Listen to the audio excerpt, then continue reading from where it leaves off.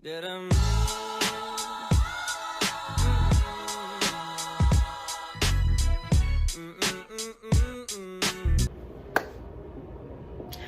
morning, my lovelies, and welcome back to YBE, the channel for all the young, broke, and educated people out there. Okay, so today we're going to be talking about my classes at UNC. I wanted to make this video just to give the planners and the people that are worried about college just some relief by showing them what my classes were like, the assignments, how hard it was, and all of that, so that you can have an idea of what you're going into when you go into college.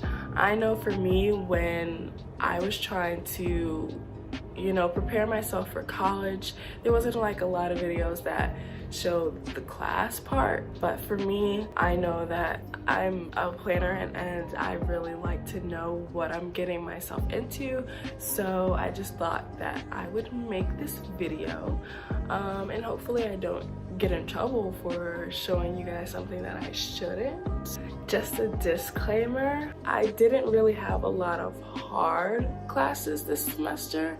You might have harder classes. Just keep that in mind when you're watching this video. Okay, so UNC goes by a Monday, Wednesday, Friday schedule, and then a Tuesday, Thursday class schedule. And so all of my classes on Monday, Wednesday, Friday are 50 minutes, and all of my classes on Tuesday, Thursday are an hour and 15, so that all of my classes, each one of them, I spend 2 hours and 30 minutes in the class, and every second I'm dying.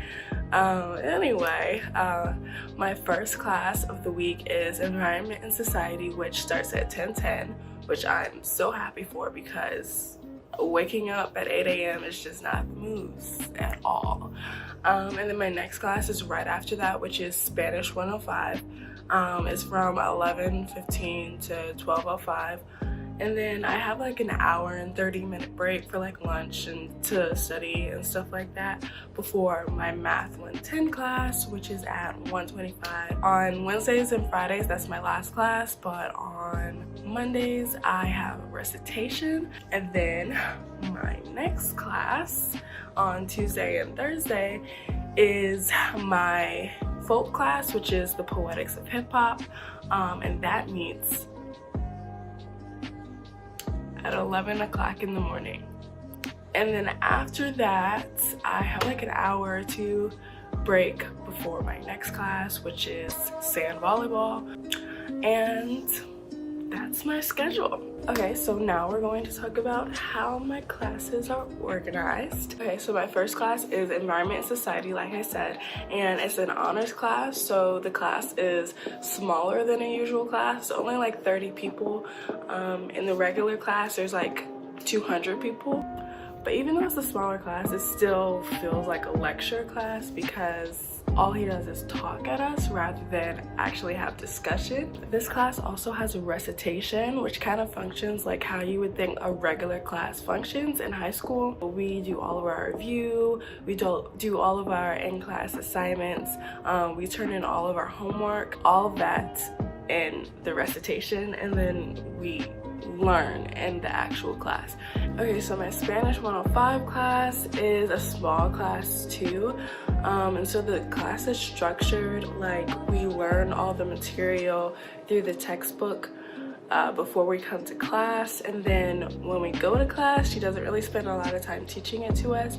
It's more like fun activities like singing, playing games, stuff like that, which I like better because it gives us more time to like ask questions rather than her trying to teach us all the content in 50 minutes. Okay, so my math class is my biggest class by far, which even though it's my biggest class, it's still not the biggest class that you probably would take at UNC because there's only like 50 people at max. I lucked out this year and I didn't have a whole bunch of big lecture classes, but next semester I'm in a class that has 400 people. So in my math class, I just sit in the back and do homework because it's algebra and I was literally, when I took the placement test, I was 3 points away from placing out of the class, but I didn't place out, so I had to take the class, and basically I'm just sitting back there chilling. Now, on to the best part of college. Books. So the first lesson that I learned in college was that books are freaking expensive. And it's not the actual books that are expensive, it's the access codes that come with the books. I chose not to get the textbooks with my access codes because the textbooks came online, but I know for some people they don't want to do that because they prefer to actually have the physical thing, but I was on a budget, so you know, do you, but sometimes that is an option, just to not get the textbook and save like $50–$60 off of a $200 bill. The first book is The Book of Rhymes, The Poetics of Hip Hop by Adam Bradley, which is for my Poetics and Hip Hop class. We really didn't read it, or we were supposed to read it, I didn't read it.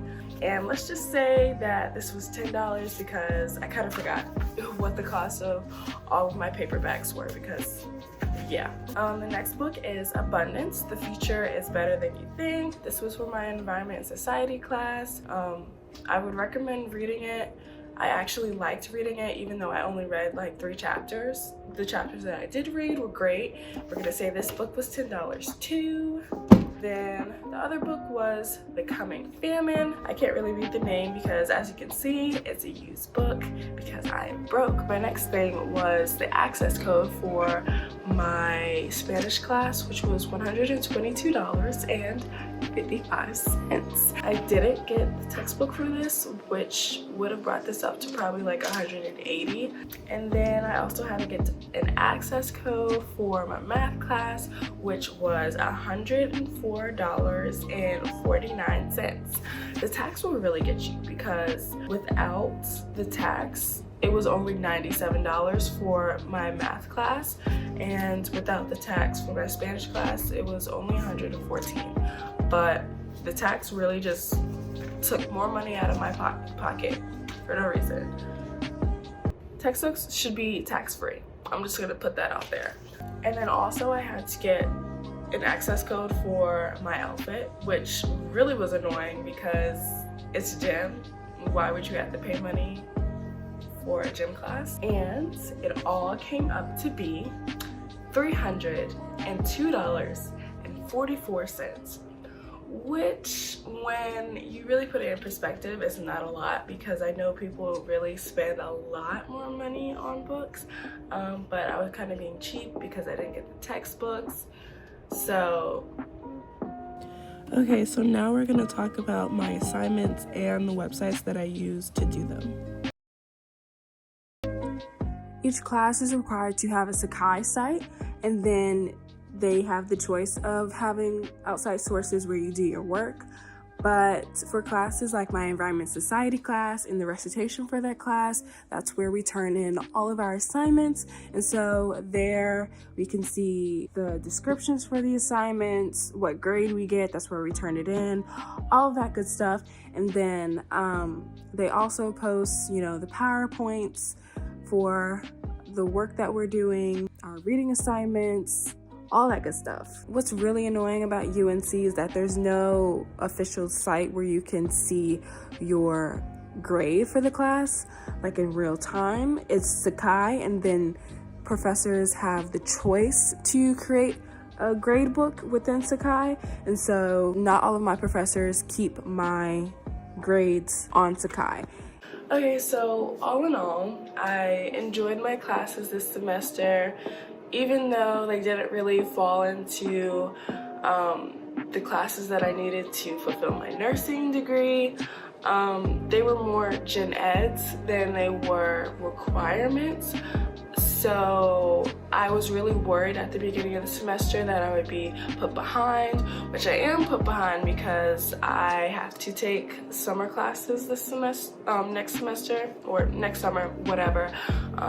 But I still feel like the classes were worth it because one, they really took out a lot of gen eds, and one thing about I found out in the last few weeks about nursing is that I have to have all of my gen eds done by the end of my sophomore year. So even though I had to take classes over the summer, I got a lot of my gen eds done, which is, despite all that, it was still worth it because of the people that I met, my professors, which I love. I would definitely take all of them over again.